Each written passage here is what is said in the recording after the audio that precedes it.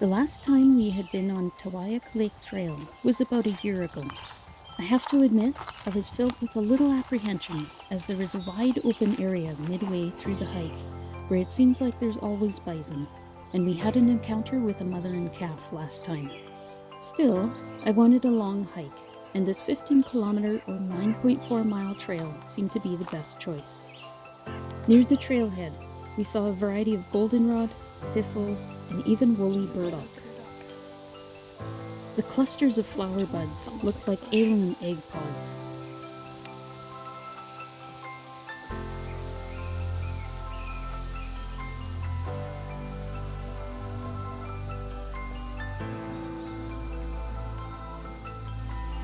The raspberries were also ripe. Fortunately, there were no bears enjoying them at that time.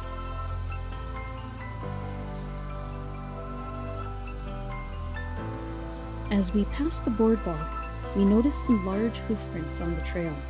Bison also use the trail as a convenient means of getting around.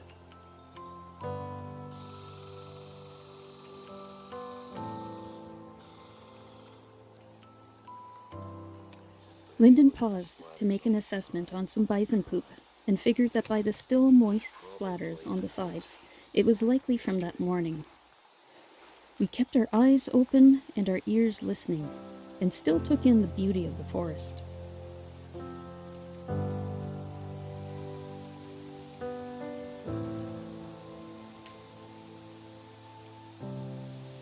Tiny mushrooms could be seen sprouting up from the decaying vegetation, and through an opening we spotted a large bull strolling through the grass.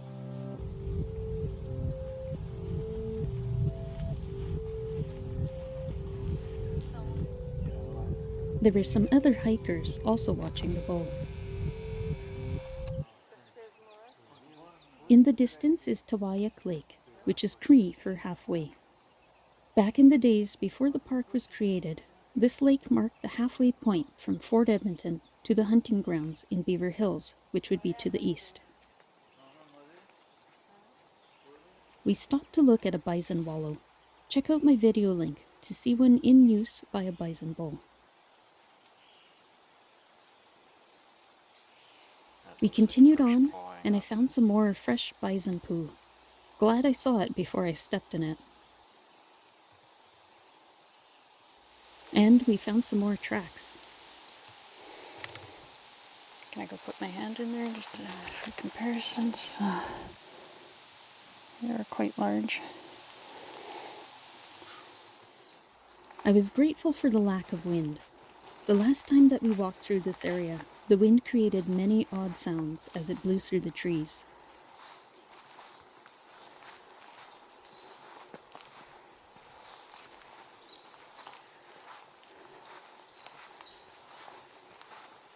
I peered under the sarsaparilla plants, but there were no berries to be seen here.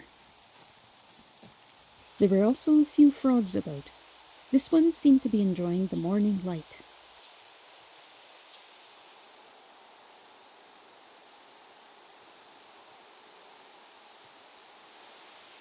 And we spotted a snowshoe hare with a charming dark nose.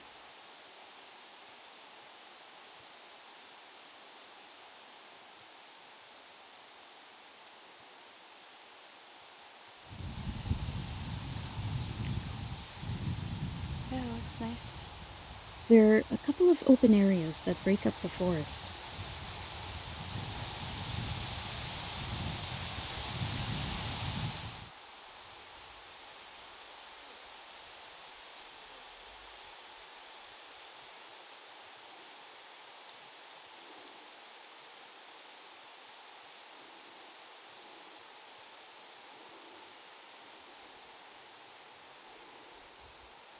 This one had a freshly used bison trail that cuts into the forest. Probably what, 9-ish? And if they're anything like cows, they'll head out to the pastures at 7, so they probably did their movements out to the favorite grazing grounds before we got here. So they're probably like cows who do that, and we've seen that this morning. Well, In the bush there, and they're slowly moving it yeah. where they want to go. So now they're going into the shade to Yeah. chew their cud, Yeah. digest. Yeah, gonna open, eat up up in the open area there.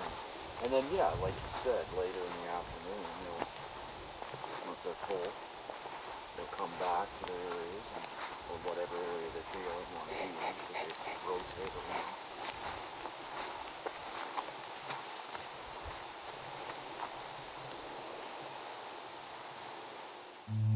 We saw a number of mushrooms. Critiques. Looks pretty.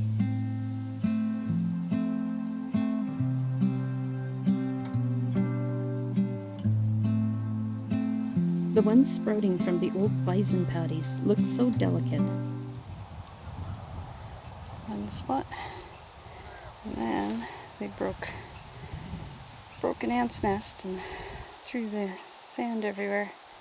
4 ants are trying to clean up the mess. This is the entrance into the plain. Plain is on the other side of this. So the round-shaped clusters are baneberry. And I found it interesting because there is actually a white variety and then there's a red variety. Both of them kind of have a bit of a red dot on them. But they're basically all poisonous. So if you see these around, definitely do not eat them. So, guess we'll see what we can see out there, eh? Well, last time we were lucky. Yeah. Knows we're seeing enough. That's a big bowl again there Yeah. by the track. But yeah, this was where they were last time. Yeah. God knows it's got the prairie grasses out there. Mm-hmm. It's like going back to Manitoba. Yeah, suddenly just it's got open prairie. everything. It's the Yeah. same in the Canadian prairies. Unfortunately, initial sightings are nine. Nothing?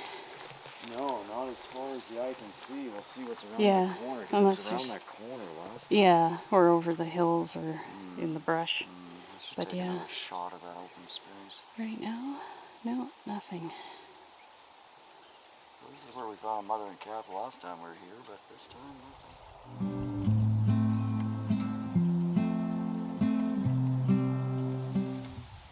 Yeah, nobody today. Gonna do a pan around through the landscape. Grasshoppers are clicking. Birds are twittering. I think that is either Lake Tawayuk or Little Tawayuk, I'm not sure which. But that one is actually visible from the other lot, which would be on way over there somewhere. Just off in the distance, barely. The calf pool? Kiddie pool? Calf pool? Oh, it's wet. It hasn't been used. No. There's a kestrel. Oh, come on, Stanford. Beautiful. I was excited to spot a family of American kestrels. The parents had managed to raise 3 chicks to fledging. This species can have anywhere from 3 to 7 chicks, which is a large number compared to larger raptors. By comparison, though, this species is relatively short-lived, and they average about 5 years in the wild. Due to their size, they mainly eat grasshoppers and other insects. Their calls to their parents never seem to stop.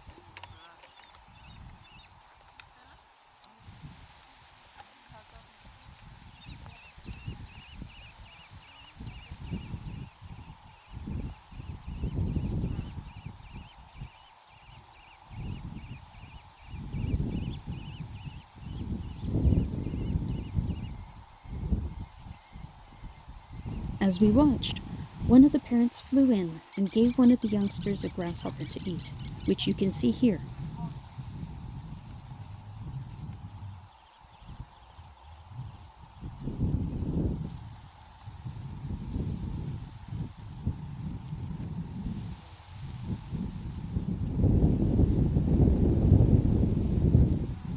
Being in a wide open space, the kestrels likely nested in the dead tree that the fledglings are now using as a jungle gym. The kestrels prefer to nest in cavities which are left by woodpeckers and other birds.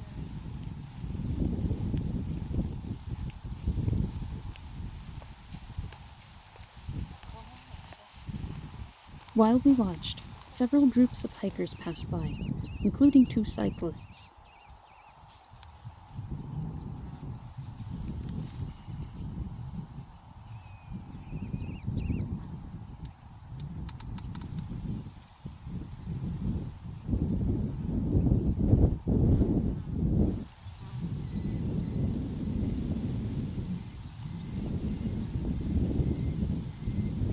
It seems to be the oldest one because he looks like the most adventurous and active.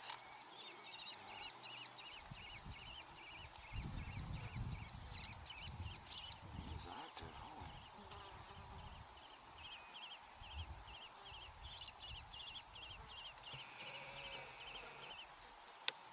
Getting hard to follow now. Can't see him. Yeah, he's perched behind his sibling on the dead, Oh, got him. broken. Yeah. Oops. Too loose. Actually, he's moved again, didn't he? Yeah, he hopped behind his sibling. It's on the north side of the tree. But they're still both there.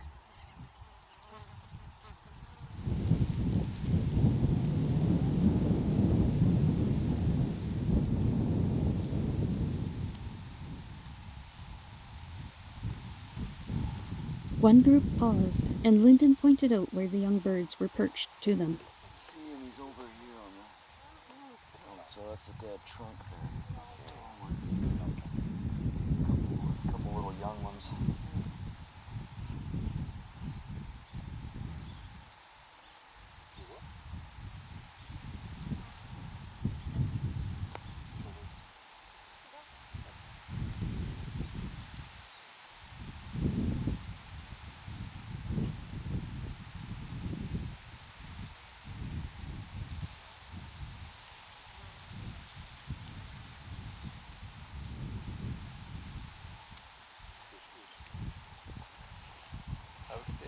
Thank you, you too.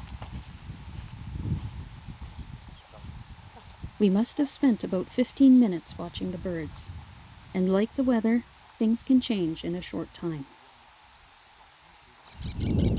A bull bison crested the hill. He was on the move, likely disturbed by the other hikers that had been moving across the field. I disassembled my tripod and started to walk parallel to the bison You're down the still trail. a good distance away, but I think he's all right. He seemed to take note of me and continued to walk.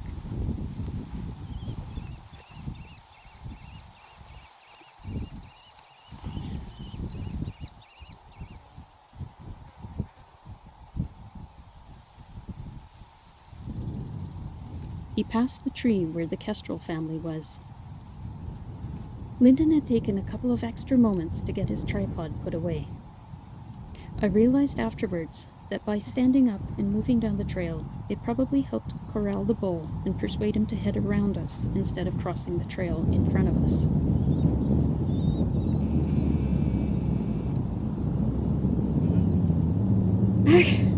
I was too busy watching Lyndon and not the camera, but as soon as the bull was clear, he started to run. It was impressive how he moved with ease. Across Little Tawayak to the south, we could see some bison grazing, and Highway 16 beyond that, which divides the park in two. We continued on our long walk across the plain, enjoying the open prairie landscape with the big sky.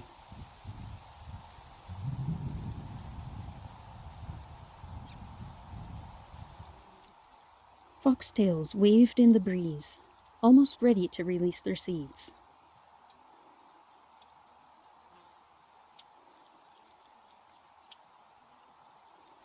So some proof that the bison have an effect on the plains. This wallow is full of water, and now it's becoming A nice little habitat for the vegetation as well.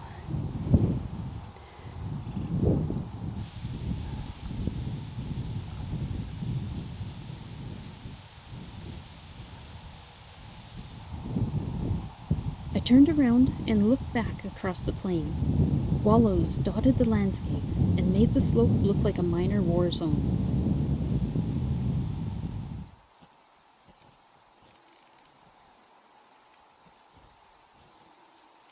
Brand new.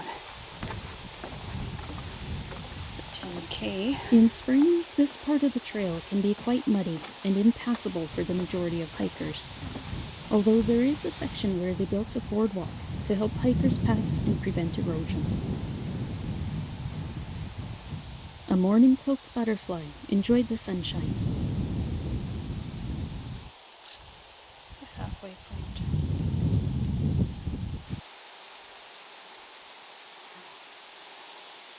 We're back at the same spot where we had the other bison encounter. You can smell it in the air. They've definitely been around here.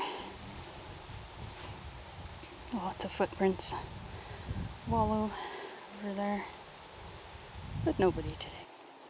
But there was a large jumping spider also enjoying the sunshine.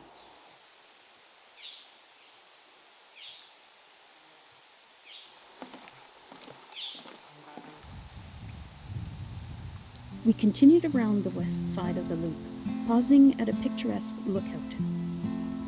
I feel like this would be a good place to see bison or maybe a moose, but we've never seen anyone grazing here. As we enjoyed a snack and a water break, I looked at some of the wildflowers.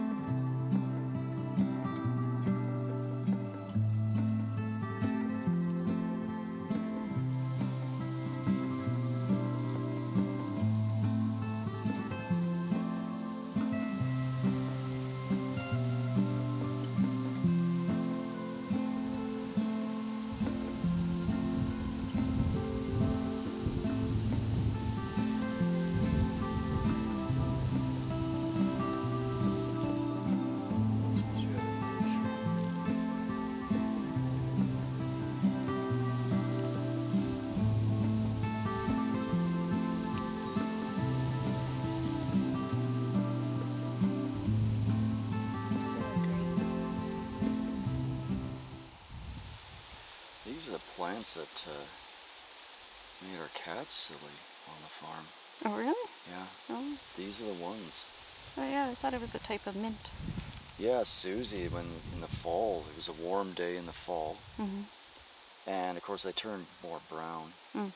And she was on her back with Mm. it between her paws, just meow, meow, just pissed. It's like she's just like having a great time. Yeah. So it's like catnip, I guess. Yeah. Well, definitely in the mint family. Yeah, no, they loved it. Every time it would dry out, they'd be over there playing around with it. So pretty.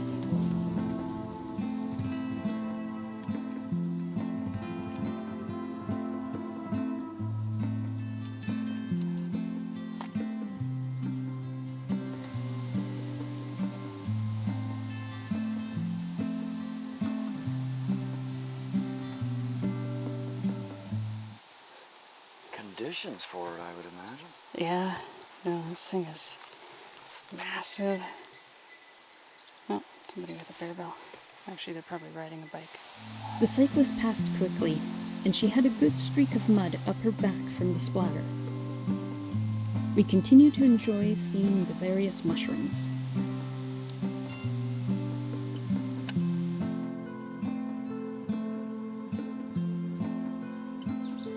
I should mention there was a fair bit of bear scat, and they've been enjoying the ripe berries in this area.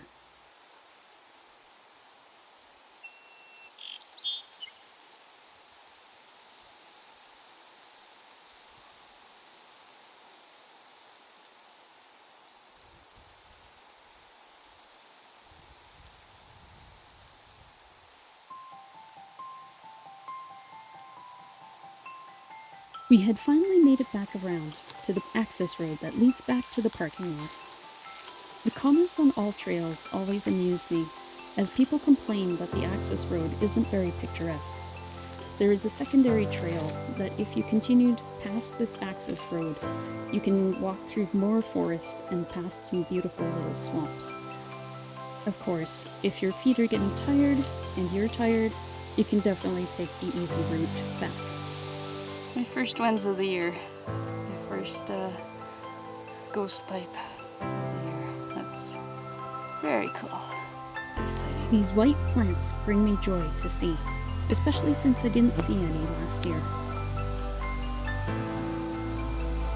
As always, thanks for watching.